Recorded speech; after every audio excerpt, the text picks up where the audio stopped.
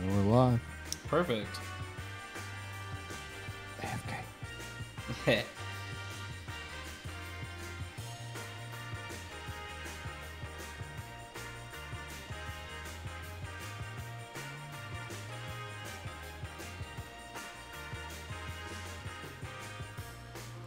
All right, so we are live. Oh, I don't have the chat up. Sorry, guys. I have the Twitch channel up. Hold on.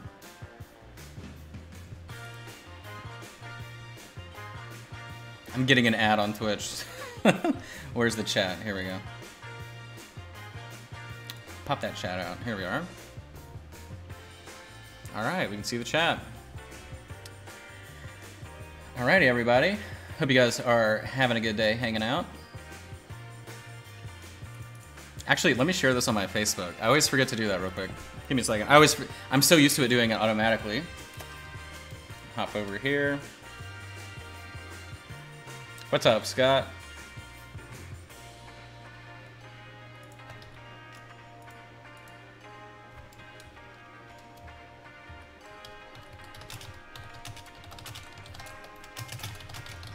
There we go. Yeah, I'm gonna share this out just because I always forget to do it. I always forget. What's up, everybody? Hey, Sharky, good to see you. Hey, Achilles. All right, let me.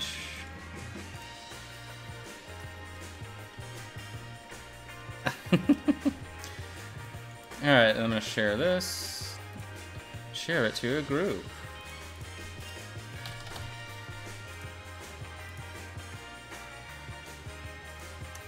All right, and on my own wally wall. Boom. All right, cool. Ready to rock and roll. So, what I'm doing right now, I'm just going back in, and I wanted to compared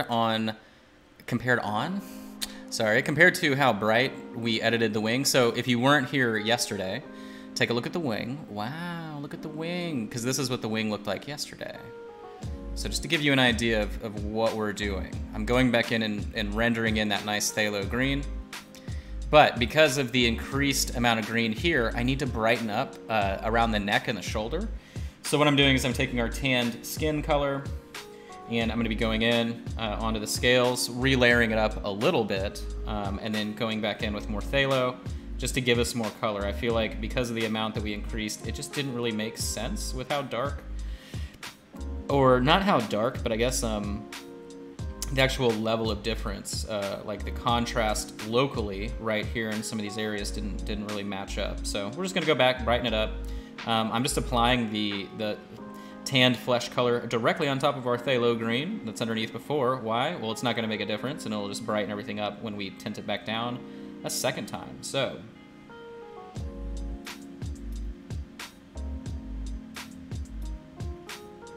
but I hope you all are having a good day out there. Make sure to drop a 1 in the chant. Drop a 1 in the chat if you are not wearing pants today. I know the last time we did that, we had a flood of 1s in the chat. It's okay. There's no shame. I'm fully clothed, so there's no worries there. I do know that Justin's probably literally naked on the other side of the line, but that's how that goes.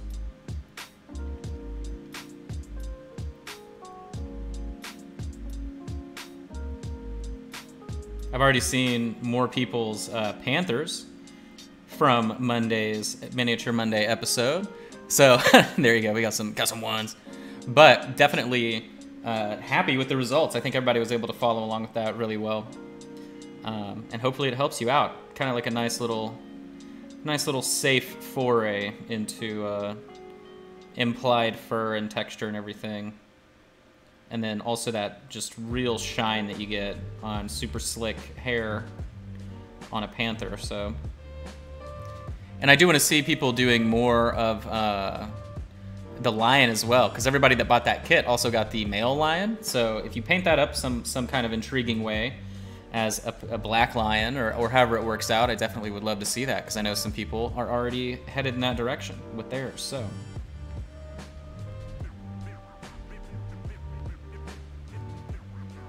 But I'm not expecting my edits here on this side to really take too long. You can see I'm focusing more right here at the top part of the neck by the shoulder, and that should get me to where I want to be.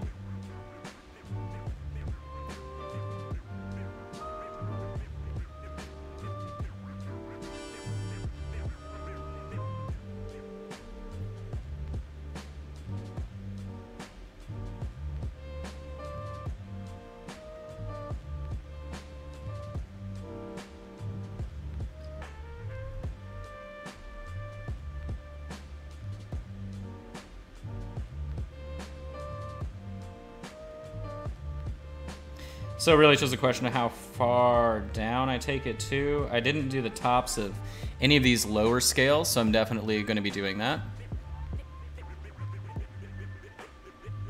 But of course, this all evolves over time, right? I mean, it's gone through so many like hue shifts and tone changes that you know sometimes you have to go back and make adjustments. So then what we'll do is, you know, I just don't know if I need to introduce white. I think I will a little bit across the top, so it should work. That or it'll be terrible. Every day I feel like we take a risk. So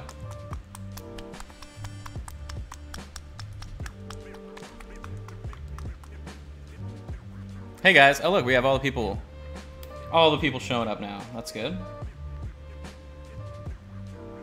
Good. All the people, all the folks. All right, so now we got some, what, splintered bone.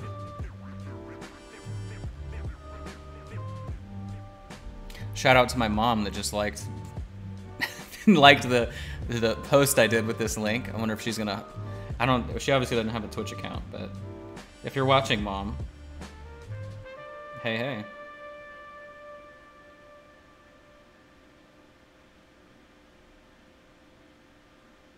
But I am going to be focusing these white highlights right up on the top edge here.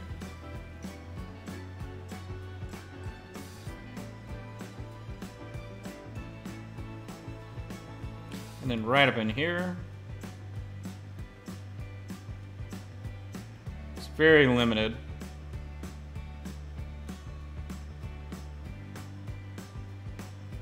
All right, I think that's better. You can tell it's a lot brighter, especially compared to that side. Very, very dark, so I'm gonna be focusing on this. Let's go ahead and glaze it. 408, interesting. Thank you, Carwin. I'm actually glad. That's the first time somebody's let us know, like, when that notification actually goes out, because we went live, like, right at 3 or 4 your time. So. I'm back, by the way. Oh, great. Oh, great. There goes the neighborhood. Mm-hmm. All right, so quick little glaze consistency here. Usually like a 2-to-1 ratio. Almost 3-to-1, but obviously not as bodied. So, but let's see.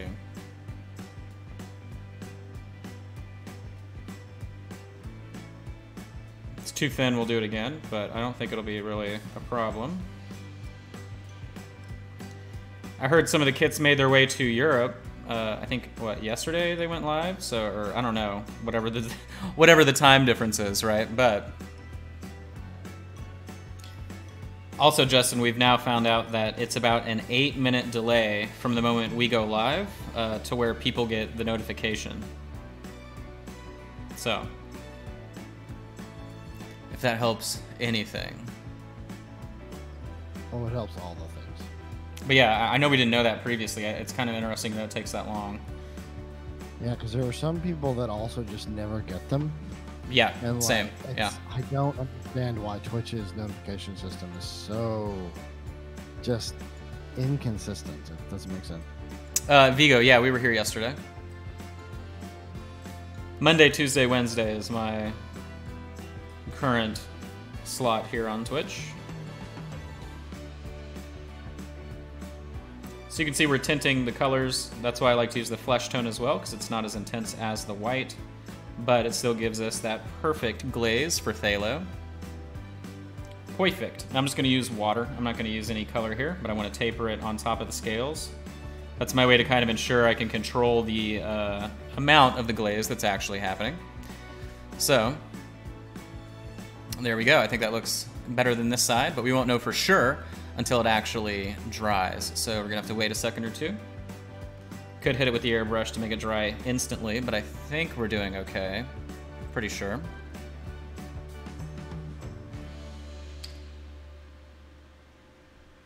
But I know we can start on this side. So this side, I wanna focus on the same area.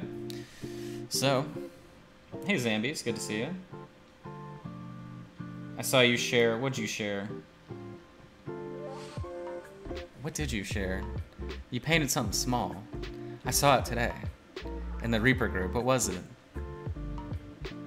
Was it a mouseling? Oh, there you go. Boom, just saw it in the chat. There you are. Yeah, I thought it was either the mouseling or it was a one of the koalas. I just couldn't remember which. But yeah, you did some. You did like the cool pattern. It had a fan, right, in its hand. I forget what exactly. I look at so many miniatures all day long. It's like the worst thing, but I noticed you did some cool work on it. So good job. Good job. So you can see the difference here on this side. Man, that phthalo green's like cheating. Look at that. Just the difference is, wow, crazy. All right, cool. I'm glad we did that. Lets me know we should keep doing that on this side. So remember, if you ever have any questions, anything like that, especially what color green I'm using, since that was the topic of the day yesterday, it's clear phthalo green, but more importantly on anything else, feel free to go ahead and drop them in the chat, or if you're lurking and twerking along at home, feel free to say hello in the chat if you normally don't chat. And if you're watching and you don't have an account, I appreciate you. I'm glad you're here. It's okay. The Easter one, there you go. Oh, Andre.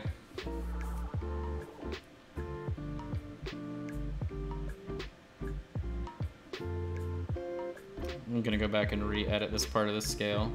It needs to be a little bit brighter. There we go. So just refocusing our efforts here. After watching me do this sort of strange color overlapping, has anyone in their own painting sort of considered like not using white for highlighting or underglazing, instead using a flesh tone or something similar? I know I've got a few people on Patreon that have been employing that technique, so let me know if you've given it a shot. It's definitely counterintuitive. I wouldn't have thought to do it myself, you know, earlier on in my painting career. Sometimes, you know, you get very used to the way that you paint. You don't necessarily think about differences in color and things like that, if you're already happy with your work. There's always room for new tricks in the toolbox, so.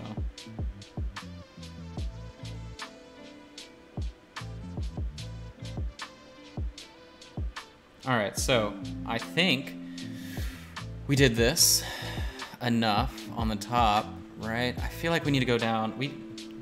All right, I need to do quite a bit of work on this side, actually. Sorry, nothing too crazy. I just need to actually hit the stuff that got covered when we did the initial tint. So all these areas down here, the coverage isn't going to be amazing, but it'll be enough to give it some love.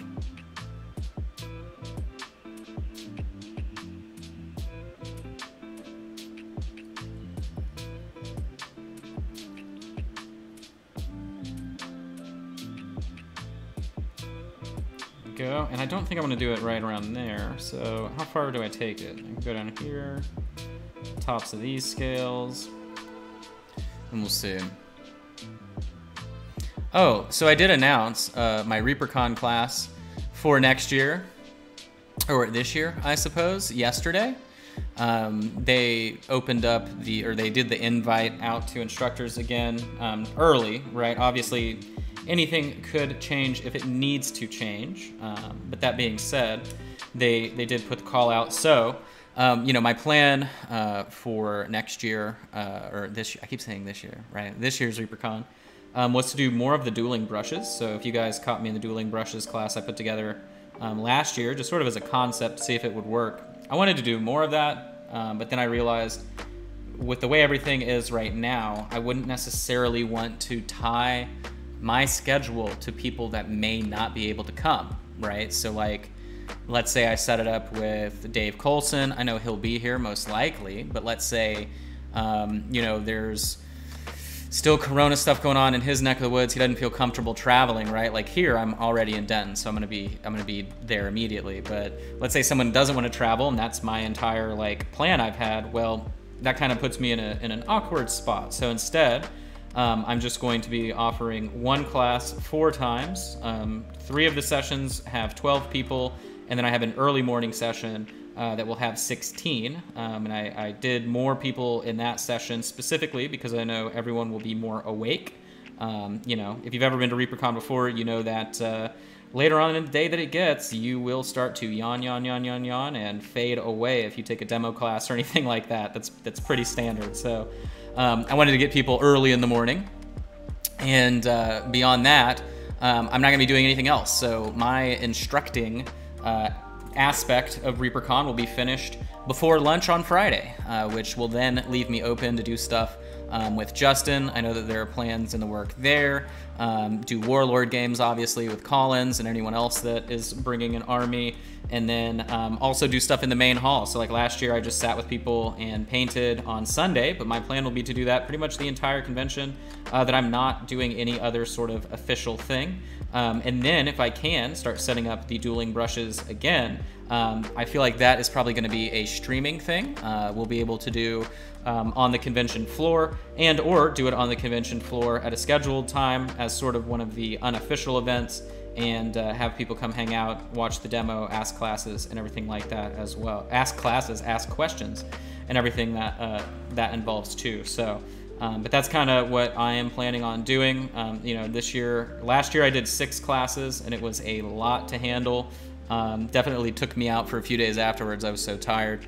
But this year, 4 classes. I'm going to be done by lunch on Friday.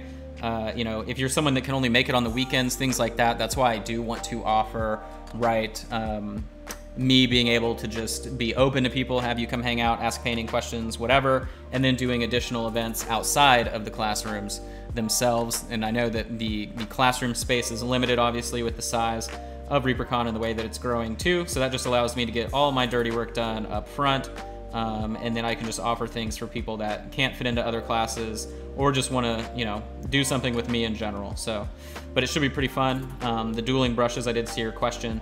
So the dueling brush concept last year was that I had this camera set up, and now it'll be a little bit different this year because we figured out what went wrong last year. But what it is I go with another painter in the same class, at least that's what it was with Shoshi. And then what we do is we paint the same part of a miniature, and it shows you literally how different in style and technique and application every single painter is. So for instance, with her last year, we worked on a bust at the same time, and we talked about our approach to painting skin. And then what was interesting about it is while I'm painting and demoing, so like what you see right here is actually the same thing we worked out in the classroom. So on the TV, you see me applying the paint, yada, yada, yada, and people are watching me do that. But then what's interesting is while this is going on and everyone's paying attention to that, then the bust that Shoshi was working on then is being passed around the room. So it's kind of like you get to watch me work, da-da-da-da-da, and then you start watching Shoshi work, and then all of a sudden what I'm working on is in your hands, right? So, and it's called dueling brushes just because it's fun, you know, it's not really a contest or competition between painters, but instead it's just showing literally like everybody paints differently. And it was, everybody that was a part of that class, we only did it one time, said that it was amazing. Like everybody really, really loved it. They got more, I mean, you're getting essentially 2 instructors at a time, right? But it's more of like a double demo.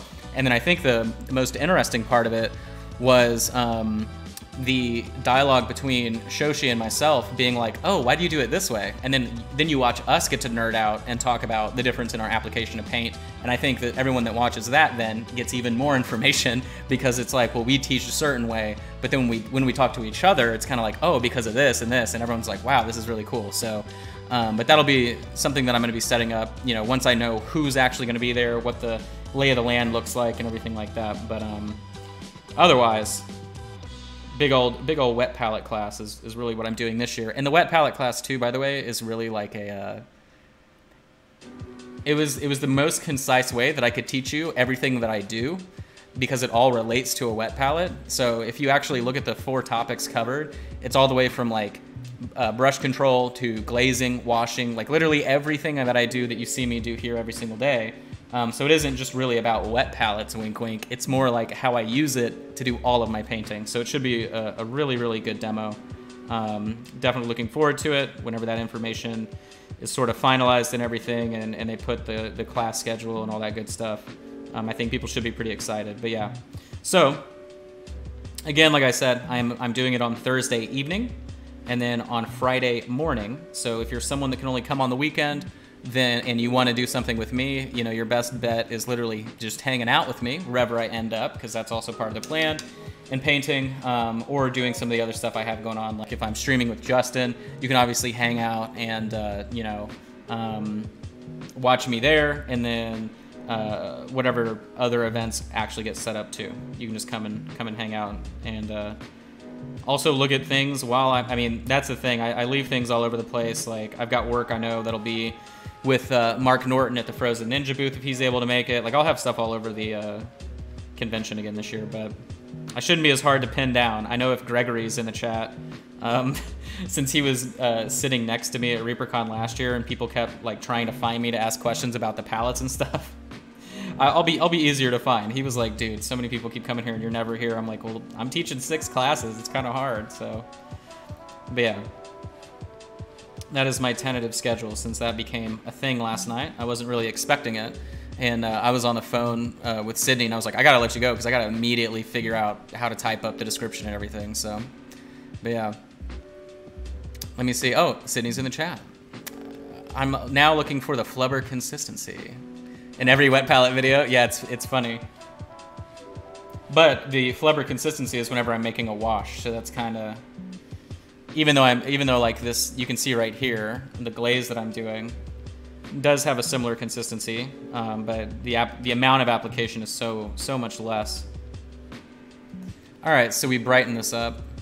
Definitely pleased. Do I need to do the forearm? Maybe. Let me see. Do a little bit more.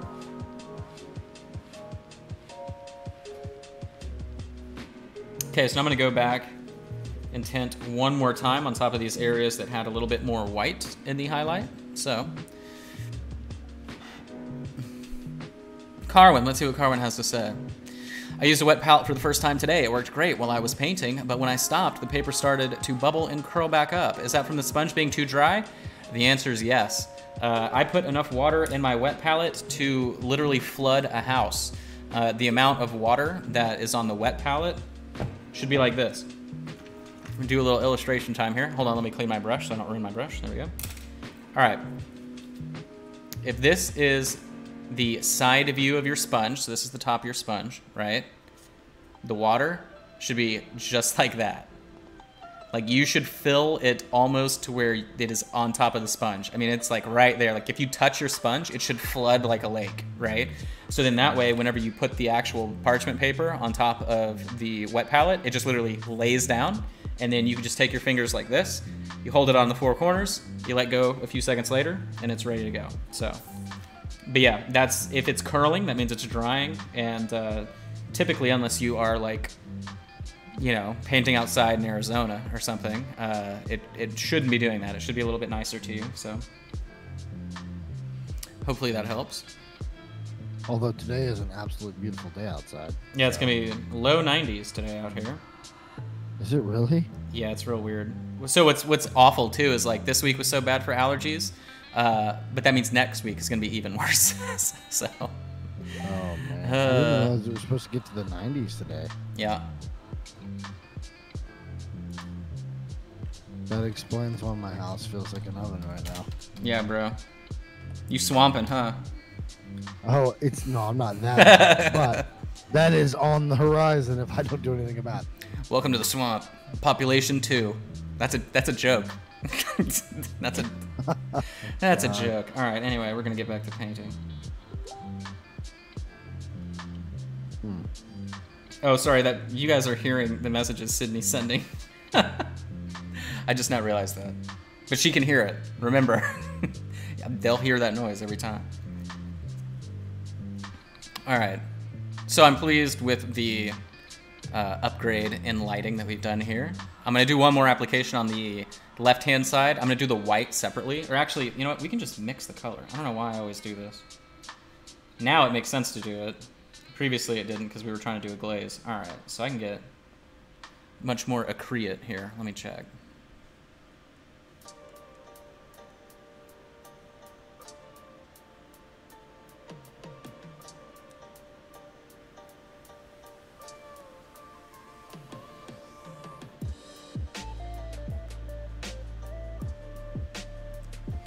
So,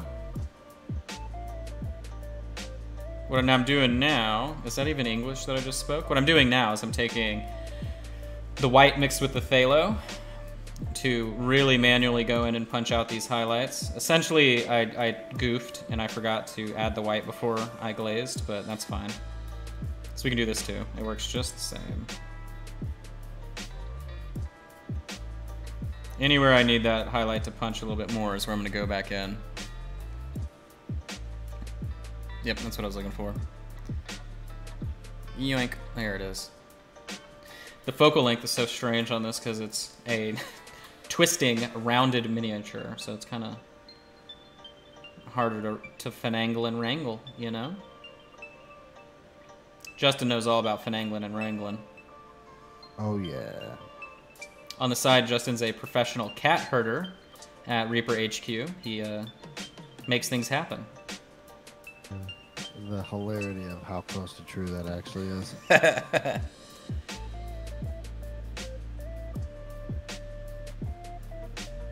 Hopefully everyone is feeling good after being home, as long as they have been, unless you've been going out.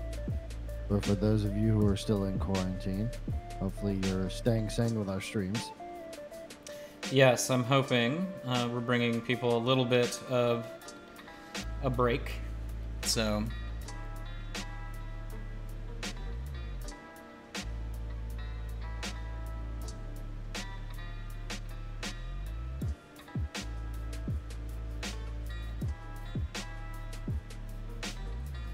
also make sure you, so it's interesting, it may seem like it wouldn't make sense to do this, but if you just send in an email to Reaper, or you send the Facebook page a message and you just say like, hey, thank you so much for doing all the cool stuff, that goes to different people other than Justin, right? And like it goes to sort of the higher ups. So letting them know that this was all worth the immediate painstaking wrangling in order to set everybody up and make sure the streams could keep going. You know, I know I've said thank you, but my thank you is a little bit different than random strangers on the internet. So saying thanks in that form always goes a long way with everybody at Reaper. So that is true.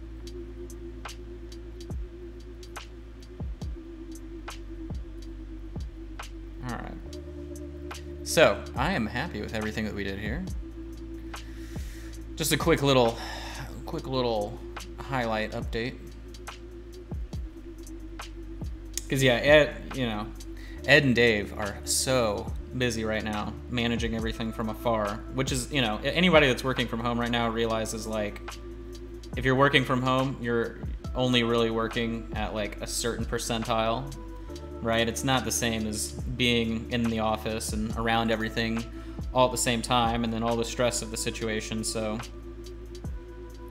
any positive messages the guys that are real stressed right now can get is obviously a good thing. So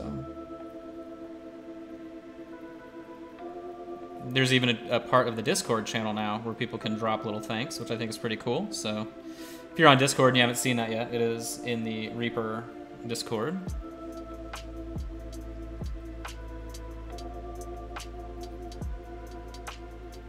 Which I am in there, I just never do anything in there, so. All right, so we've got both arms done, which is cool. Yes, still a small crew pulling order. Actually, and Justin, that's why I wanted to get my order in quickly, because I'm like, I want to do it before they're restocking or releasing anything new, because I don't want to be that guy. But oh God. Actually, when I do put that order, I'll be like, hey, don't. If you need to take extra time on this, because it's big, obviously, feel free.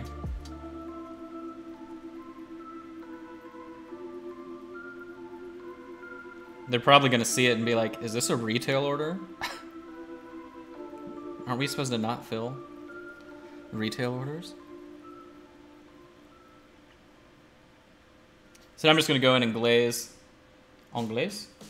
I'm going to glaze with our phthalo here on top of these darker areas just to tint them. Would do it with the airbrush, but I don't really want to necessarily. And then I'm gonna taper it with water so that way we don't really ruin the magenta that we laid in.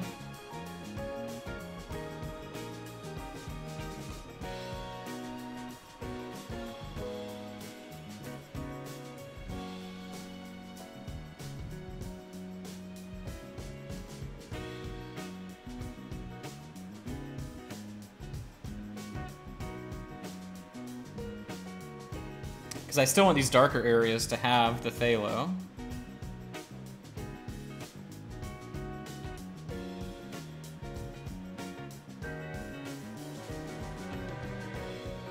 There we go. So it really shouldn't change too much of what we already had done, but I do want to layer in some of the right color. And again, whenever you apply phthalo and it's wet, it's super, super, super crazy bright in terms of the saturation, so it's not actually going to dry like this, unfortunately, as much as I would like it to. Just kidding, I don't want it to do that. I don't want to ruin anything we've worked on previously.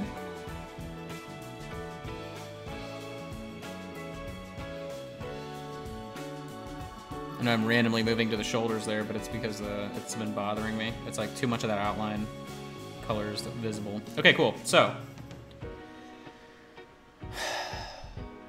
I don't want to do the other wing today. We spent a whole day doing a wing yesterday. So what? Does that mean we do the back?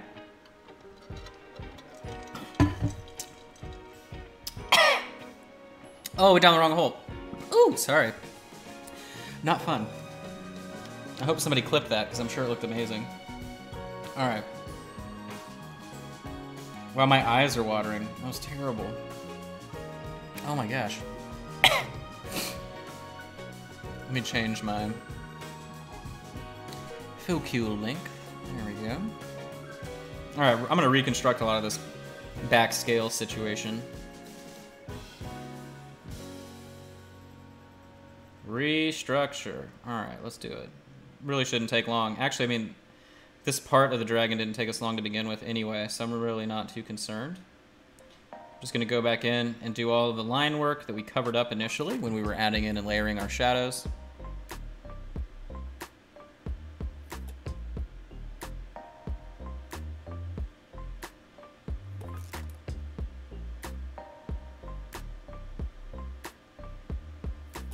Paying attention to some of these random large scales. Since we were painting those a little bit differently, we were sort of outlining the whole shape of the larger ones like that.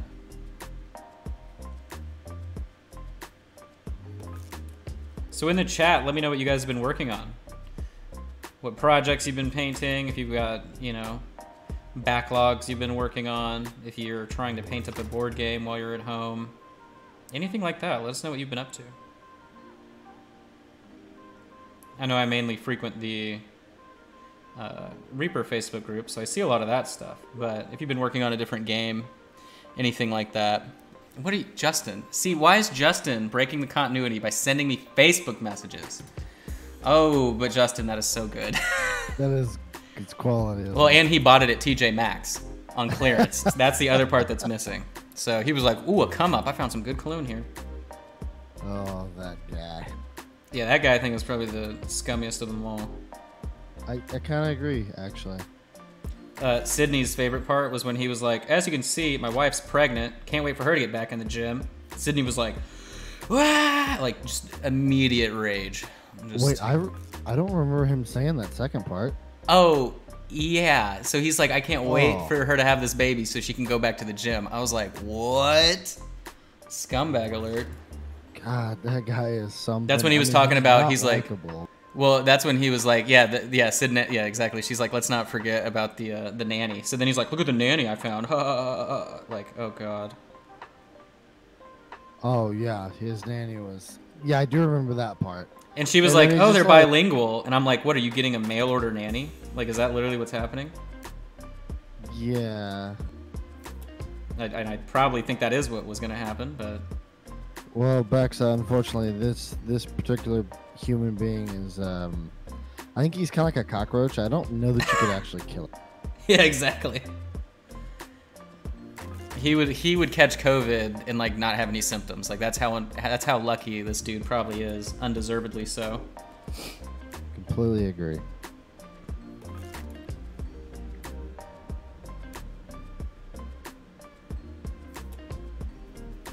trying to learn the and style of painting. Well, I don't know anything about that, but you should. I mean, if you're trying to do both, you'll definitely be able to glean something from two sides of the coin, since we both paint completely different.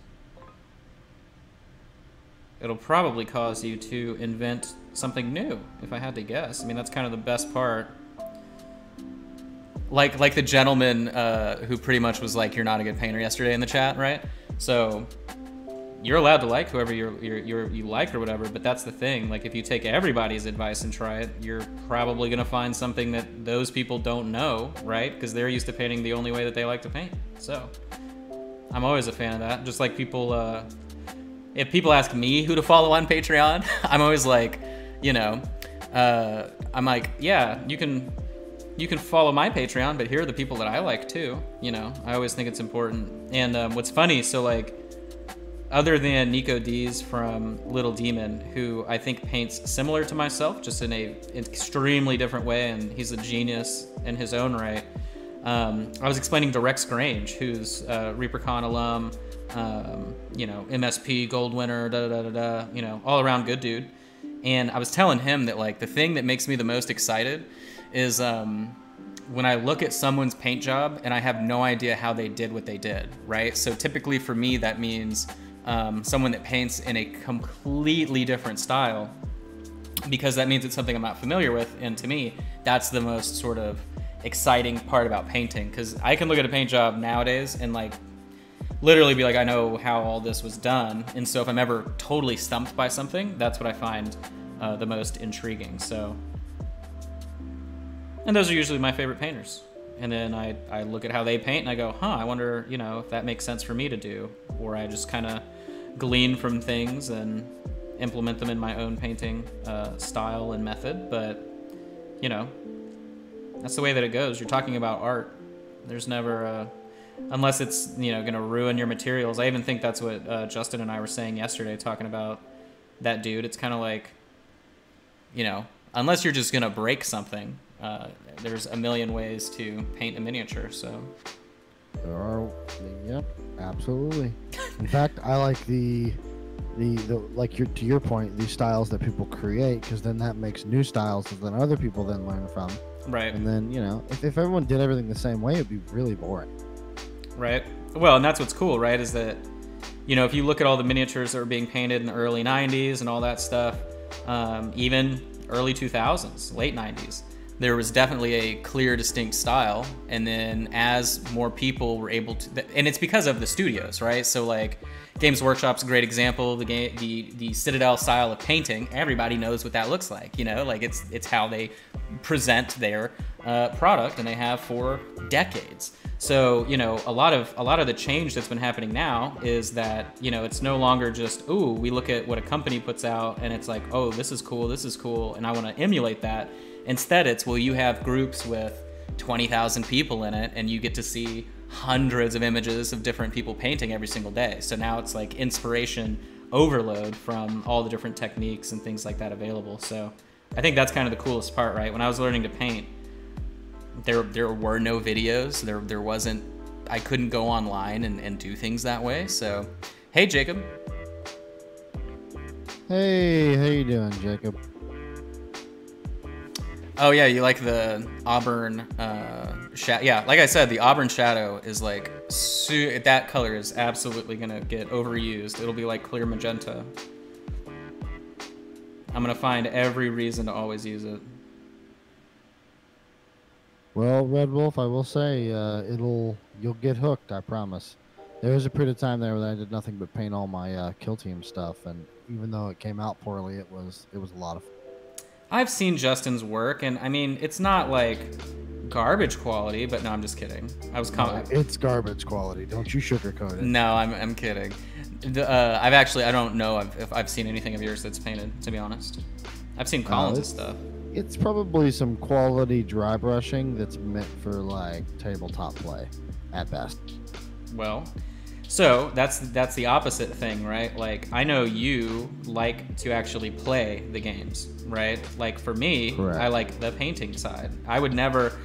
So what's interesting is so like whenever I would play 40K or any sort, even with Warlord, right? I don't look at the list going, how can I win, unless I'm literally just trying to stomp Collins on purpose because I know what he's gonna do. I come up with like goofy, silly lists. I don't really power game, and then Sydney can tell you as well, like, unless for whatever reason we're playing Carcassonne, which is pretty much the only game that I am very competitive with, I really just sort of play games just to have fun. So, and that's, I mean, that's kind of the way I am too. Although, to your point, Collins is very much he wants to like blow stuff up. He doesn't actually care to win the game, and nor do I. So when we play, it's an interesting con. Right. Also, sorry for a second. Welcome to the community, Red Wolf. There you go. I gave you Red Wolf, go very ahead, awesome. Josh. Yeah, Collins is kind of. I feel like Collins is the guy that will break a game system, right? Like, he'll be like, "Oh, I'm allowed to do X, Y, Z. Well, here's why you shouldn't have let me do it," and then he like builds a list based on that. So. Oh, he does. When Kill Team first came out, for instance, there was, if any of you in here have played Kill Team, I think it was the, not Necrons, but the not the Nurgles. It's the ones that are kind of dead that I don't. Oh, the Chaos Marines, I think. Whatever the hell they are. Anyway, they have this unit that's got this mace that basically can hit up to 9 times and like 3 damage a hit.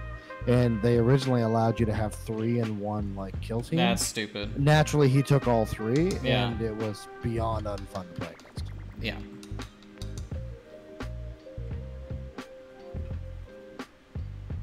Yeah, I remember. Really, the only game that I ever played that. Well, I'm kind of forced to metagame when I play Cav, only because Ross, who does CavCon stuff at ReaperCon, and he paints for Cav, and all around swell hobby guy, right? He is for real a metagamer when it comes to that. He's very crunchy and knows like, well, if I do this and that, this is my output and chance and whatever. And so I kind of have to play that way whenever I play against him, just because I know that like I will lose no matter what, and then my only chance is to kind of really think about what I'm bringing to the table. But what's interesting is the only time I actually cared was when I played War Machine, and I had a Crix army back in the day, and I don't remember the exact specifics of it, but at the time there was a way that you could have things explode. And then I also had a ton of template ranged attacks, like spray guns and stuff. And so my whole trick was literally running at the enemy and exploding, and then having the enemy run at me and bait them to do it, and then explode and use these templates. And so it was definitely a one-trick pony. But you know, that's kind of how I always built all my stuff to be competitive. Was like, well, I'll focus in on this one thing that might work. If it doesn't work, I'm going to lose anyway, so I'll just have fun. And then if it does work, it's going to be just the dumbest thing possible. So that's kind of my gaming mentality. I think that actually translates into a Carcassonne when I play with Sydney too, because I will do the dumbest stuff. I'll try and like build, I don't know if anybody in the chat knows about Carcassonne, but like I will purposefully build structures like all next to each other to try and do these like super crazy mega point scores and just dumb things that you shouldn't focus on. Sometimes it works and I win by like 30 points if I'm very lucky. Other times I lose by like 30 points, so that's kind of how it goes.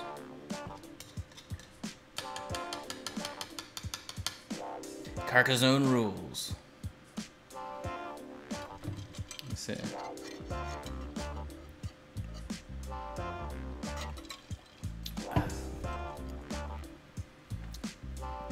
Well, if you're using art paints, so like if you're using just like golden acrylic, stuff like that, I mean, the pigment is just as good.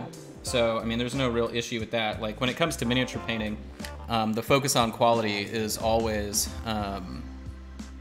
really it comes down to pigment and not necessarily purpose. So like some craft paints are good, like Americana Ceramcoat. They're like $1.70 for a 4-ounce bottle, and they have amazing pigment quality, tons and tons of thick pigment.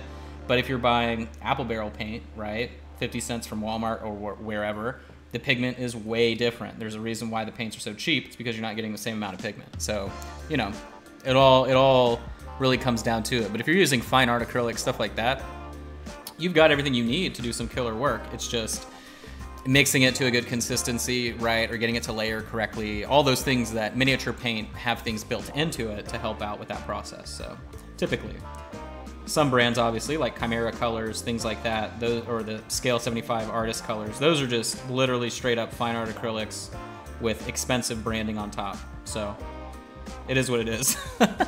You know, you'll get your money's worth out of it, but you can get the exact same product for less.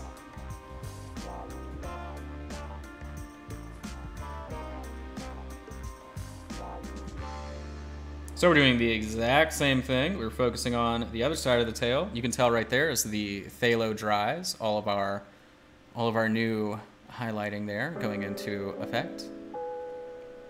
Yeah, so Arteza, so yeah. Arteza is really, that's like a color that, or that's a brand that the price point is very similar to if you were gonna be using something like the Scale 75 artist colors, and the quality is exactly the same, and they're cheaper. So like, if that's what you're using, it's really not the biggest problem on the planet. The one thing that I would say, if you have more of those colors, right, and you're wondering like what miniature paint colors to actually invest in, whatever, maybe not your primaries, but some of the like stranger color mixes that you don't really necessarily know if you could replicate, right, using those. And then hone in on like a good matte varnish and everything that will give you the finished effects that look a little bit better, right? Because sometimes fine art acrylics, things like that can be a little bit pearlescent or shiny. They're not necessarily super matte, depending on the company. And that's kind of the only thing that sets some work apart from others, is just simply, is it really shiny? Can I pick out the details, right? Different things like that. You know, even with miniature paints, red is notorious for it. Some oranges are notorious for it. Cooler greens that are more blue sometimes are notorious for it. And that's why sort of buying those things first, I think, are better for people, because it allows you to have more confidence in your end result rather than, you know, not. I think that's kind of the biggest issue, is people, the expectation of what they're expecting to see when something is finished painting is sometimes different when you're newer, and that should never be discouraging, right? It just means that you're not either at a super comfortable level with the material or with the brush, right? The miniature usually isn't doing much to combat you there. It's more so sort of like understanding the predictability of how the pigment interacts with the brushes and everything like that, so. But that's my sort of deep dive, comparatively speaking. And then the other thing too, right? So like the application of it, like if you have art training and fine art background, whatever, like I do, you know, in school, you would literally be shot in the head if your professor saw you mixing on the palette, which is hilarious, right?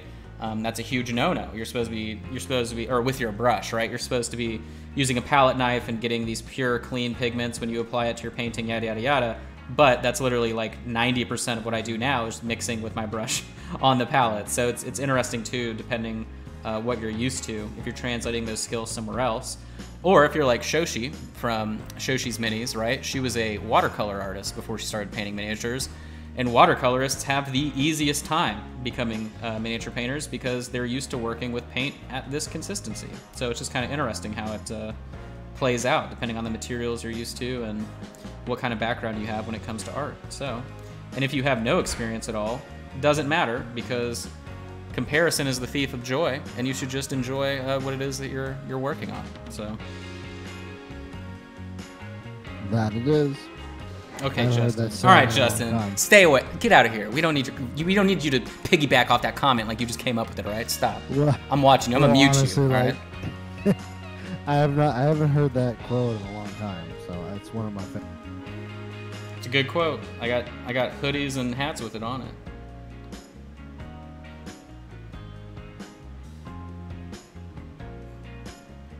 All right, so I pretty much have both of these down to the same length, so I'm pleased with that. Pre-thinned paint set. Well, Bexa, they are? Sort of. So there's a matte medium, a flow aid, and then I believe a slight drying retarder medium that is mixed in. I know that there are 3 things that go into Reaper paints besides the pigment. So technically they kind of are, but if you're meaning thinned to the consistency like I paint with, that would be a lot harder to control because it isn't necessarily the consistency in the bottle that would be the issue. It would be knowing how much you actually are applying at a time, and because it's so runny and messy, you would almost need like a needle applicator to put it on the palette out of a bottle without you literally just pouring it everywhere because it's so thin. Hopefully that answer makes some sense to you. You do want your paint to have a little bit of body so that you can control it as you're preparing to put it onto a miniature, a palette, whatever the case may be. Because yeah, like if I had a big pre-mixed bottle of the, so like if we do a glove check right here, right? Let me show you. So if I pull this up, I mean, do you see the consistency of the paint, right? I mean, look, see how it's like gonna run down my wrist and everything? If this was in a bottle and you were squeezing it, it's literally gonna go everywhere because it's pretty much water. So I think that's why, to a certain point, there's only so far you can sort of pre-prep paints for artists. And then I think too, right, it kind of allows artists to have more control over what it is they're trying to do, so.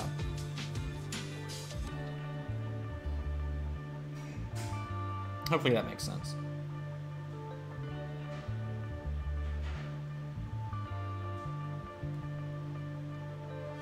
Because yeah, I've thought about it too. I know good old Jim Wapple, right? He's playing around with the idea of consistency pre-mixed oil colors for miniature painting because it's something he's been developing. And in that instance, that makes perfect sense, right? Because you're dealing with a like almost solid material anyway, like very, very thick oil paints obviously have an insane amount of body compared to acrylics and watercolor, etc. So you do need to do quite a bit of work to them to make them applicable. So I don't know if you guys follow his work, definitely check that out, but he's always posting stuff in all the miniature groups, so I'm sure you've seen his work before. I think it's Windy City Miniatures is the Facebook page if you want to check him out. He's a really, really awesome guy. Obviously everybody knows Kathy too. Both of them are terrific human beings. But Kathy streams on Twitch too, doesn't she? Yes. So everybody involved with that household is amazing, but I know he has been playing with that idea, specifically with oil paint, so. Which you can use to do miniatures. I know that seems counterintuitive, so. Why is it counterintuitive? Because I don't know enough about that. Well, because oil paints don't dry.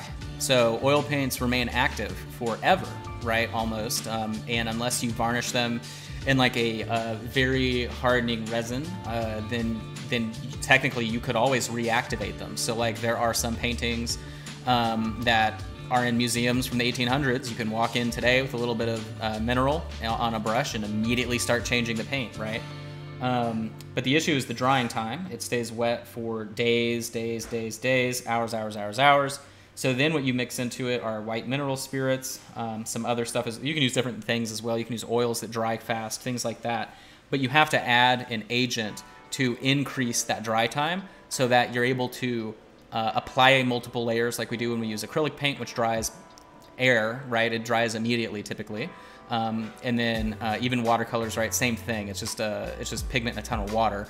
And then what we're doing here is just a ton of water with a little pigment, but applied in a very thin way. So you wouldn't be able to do the same results with oil paint without making a good mixture. And that is what he has been working on, is what is that perfect mixture?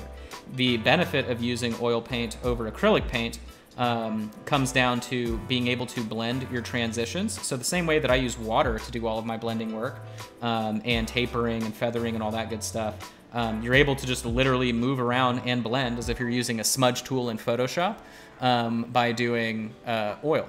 So, you know, it's literally a totally different feel. It's very easy to do. Now, I'm not saying it doesn't take skill to do, right? But what I'm saying is the actual physical motion, right, of mixing oil paints on a miniature isn't difficult. So it comes down to like color selection, color theory, things like that make it really awesome.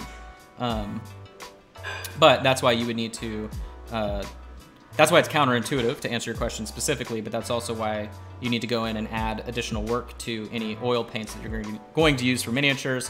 And then varnishing them is just the same. They make, you know, varnish that hardens, dries, matte, etc., for oil, just like they do for everything else in the art world. So you would still apply that to your miniatures and they'd be fine. So, but yeah, I hope that's a good answer. So chewy boots. I feel like when my paint is that thin, it floods the spot when I touch it with my brush. Well, we're gonna do a little lesson again today. Where's my hand? Right here. All right. The question I have for you, Chewy, is how much paint are you putting on your brush? Okay. So what I did right here is I just dipped my entire brush into water. If I touch the brush to my hand, oh my gosh, look. Oh my gosh, I made a giant lake, right? It all came off of the brush, went onto my hand, okay? Now then, if I know how much water I should have in the brush, which is as simple as tapping it like this. So I have a fully loaded brush, I'm gonna tap it. Now look at that, I have a sharp point. So I'm gonna go back here.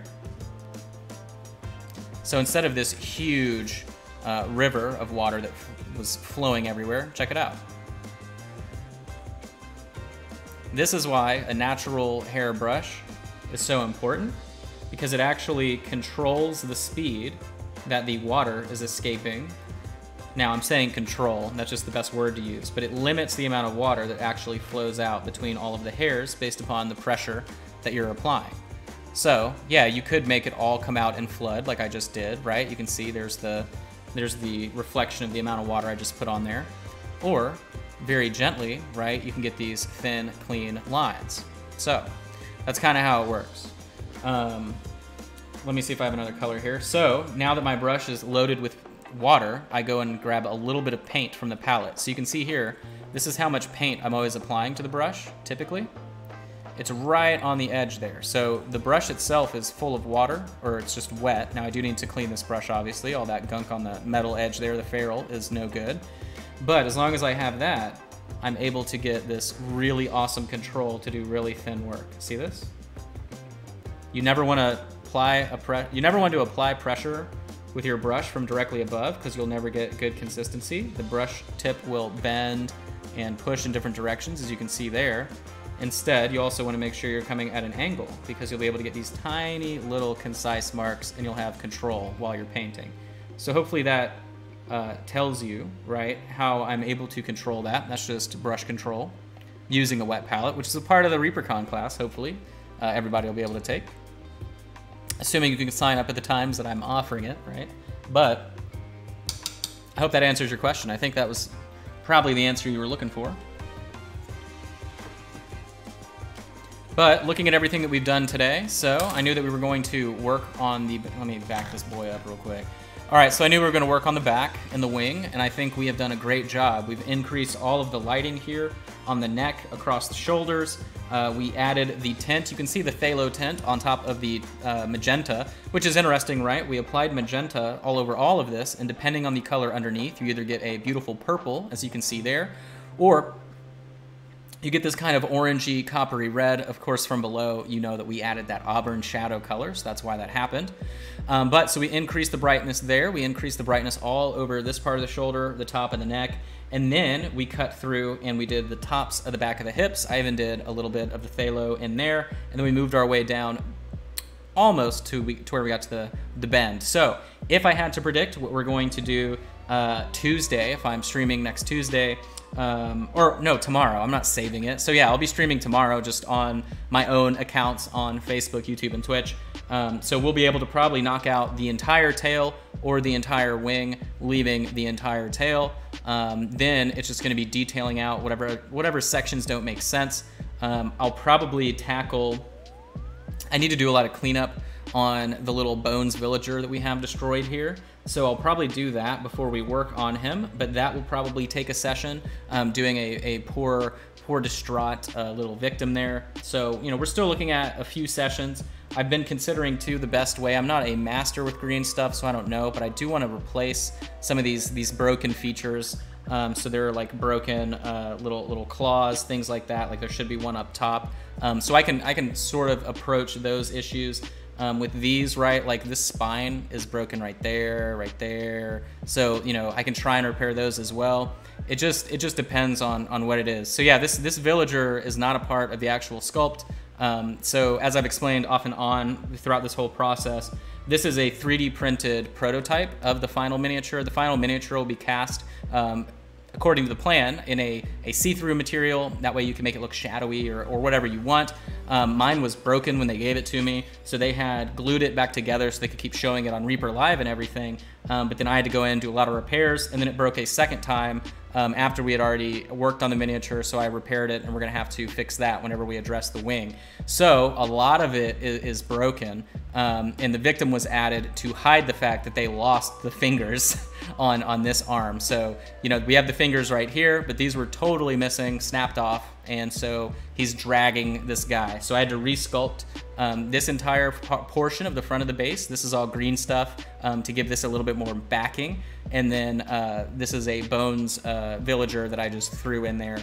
But otherwise, everything other than the scale and the material is pretty much what you're getting with this miniature whenever it goes into its final production. So hopefully that answers your question for you. But we may as well just end it now. I know we're at our hour plus mark. So if anybody has any pressing last minute issues, or as Justin probably prepares a raid of some type, make sure you drop it in there. But that's what we're going to be working on. Remember, this weekend on Patreon, we're going to be doing our Vantis Maggot Crown Warlocks. That's going to be really fun. No, there's no news, Sharky. I know what the news would have been, and there's no news today. So, so this weekend on Patreon, we are doing our basic or regular level Patreon class. So we're going to be doing that.